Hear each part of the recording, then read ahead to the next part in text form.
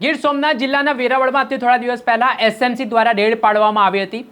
આ દરમિયાન સ્થાનિક જુગારીયાઓ અને ટોળા દ્વારા એસએમસી ઉપર હુમલો કરવામાં આવ્યો હોય તેવી ઘટના બની હતી। જો કે આ ઘટનામાં નિર્દોષ લોકો સામે પણ ગુનો નોંધાયો હોય તે પ્રકારની રજૂઆત સાથે આજે ધારાસભ્ય વિમલ ચુડાસમા ગૃહમંત્રી હર્ષ સંઘવીને મળ્યા ને શું કહ્યું તેમણે વિગતે વાત કરીએ।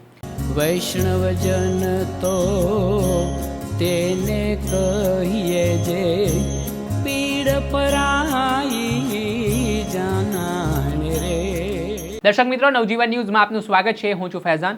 ગીર સોમનાથના વેરાવળ ખાતે એક જુગાર ક્લબ પર સ્ટેટ મોનિટરિંગ સેલની ટીમે દરોડા પાડ્યા હતા।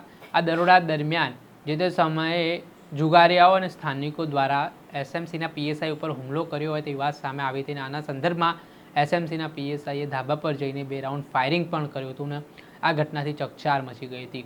જોકે આ સમગ્ર મામલાની તપાસ હાલ એસઆઈટીની ટીમ દ્વારા કરવામાં આવી રહી છે। જે રેન્જ આઈજી છે તેમના દ્વારા આ મામલામાં એસઆઈટીનું ગઠન કર્યું છે અને બીજી તરફ હવે આ મામલો ગાંધીનગર સુધી પહોંચ્યો છે। આ ઘટનાના સંદર્ભમાં સ્થાનિક ધારાસભ્ય વિમલ ચુડાસમા દ્વારા ગૃહમંત્રીને રજૂઆત કરી છે ને એસએમસીના પીએસઆઈ એ જે ફાયરિંગ કર્યું ને આખા લોકોના ટોળા ઉમટી પડ્યા, જેમાં 40 જેટલા લોકો સામે નામજોગ અને 200ના ટોળા સામે ગુનો નોંધવામાં આવે, જેમાં હત્યાનો પ્રયાસ, ફરજમાં રૂકાવટ સહિત કલમ હેઠળ ગુનો નોંધાયો। આમાં ધારાસભ્ય વિમલ ચુડાસમાનું કહેવું છે કે આમાં કેટલાક લોકો નિર્દોષ પણ હતા જેઓ આ ગુનામાં આવી ગયા ને પોલીસ દ્વારા તેમના પર એફઆઈઆર કરી દેવામાં આવી અને તેમની સામે પગલાં લેવામાં આવ્યા। ત્યારે આ બાબતમાં નિષ્પક્ષ અને તટસ્થ તપાસની માંગ કરતા શું કહી રહ્યા છે વિમલ ચુડાસમા, તેમને સાંભળો। મારું નામ વિમલ ચુડાસમા છે। નેવું સોમનાથના ધારાસભ્ય તરીકે સેવા આપું છું। ત્યારે વેરાવળ મુકામે 8 તારીખના રોજ એસએમસી દ્વારા જુગાર રમતા લોકો ઉપર રેડ પાડવામાં આવેલી હતી અને એ દરમિયાન એસએમસી દ્વારા ફરિયાદ કરવામાં આવી અને 307 જેવી ગંભીર કલમો લગાડવામાં આવી।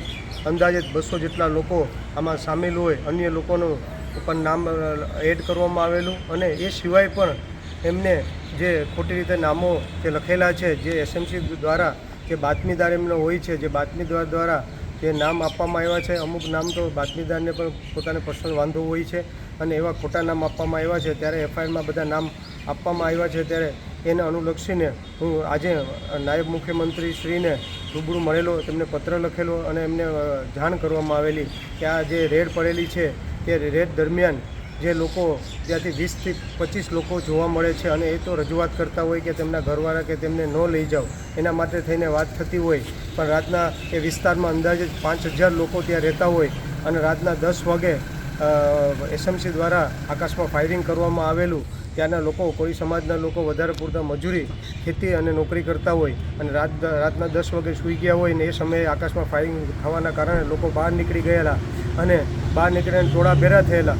તે દરમિયાન એમને કીધેલું કે આ 200 જેટલા ટોળાઓ છે તો આવું બનાવ બનતો હોય તો લોકો જોવા માટે થતું હોય છે, એટલે આવા ખોટી રીતે 200 જણાના નામ જે લખવામાં આવ્યા છે એ કાઢવામાં આવે અને ખોટી રીતે જે નામ જે છે નહીં એની તપાસ કરી, યોગ્ય તપાસ કરી અને એમના વિડીયો, એમની ત્યાં મોબાઈલ જે છે એમનું લોકેશન લઈ અથવા કે જ્યાં સીસીટીવી કેમેરા હોય અથવા કે ત્યાં રોજ કામ કરી અને જે લોકો ન હોય એવા લોકોના નામ કાઢવામાં આવે અને ખાસ કરીને જે 307 જેવી જે ગંભીર કલમ લગાડવામાં આવી છે ત્યાં કોઈ લોકોએ કોઈ મારકૂટ નથી કરી કે કોઈ લોકો પાસે હથિયાર નથી કે કોઈ એવું ગંભીર રીતે કોઈ એવું બનાવ નથી બન્યો કે કોઈને ઈજા નથી થઈ, એટલે આ ખોટી રીતે 307 કલમ જે લગાડવામાં આવી છે આ તમામ 3 વસ્તુઓ કે જે અન્ય 200 જણાના નામ લખવામાં આવ્યા છે અને જે ખોટી રીતે નામ લખવામાં આવ્યા છે એ અને 307 જેવી ગંભીર કલમ એ મારા દ્વારા નાયબ મુખ્યમંત્રીશ્રીને રજૂઆત કરવામાં આવી અને નાયબ મુખ્યમંત્રીશ્રીએ કીધું કે યોગ્ય તપાસ કરી અને સાચી હકીકત હશે એમાં 100% સંપૂર્ણ રીતે મને વિશ્વાસ આપવામાં આવેલો છે।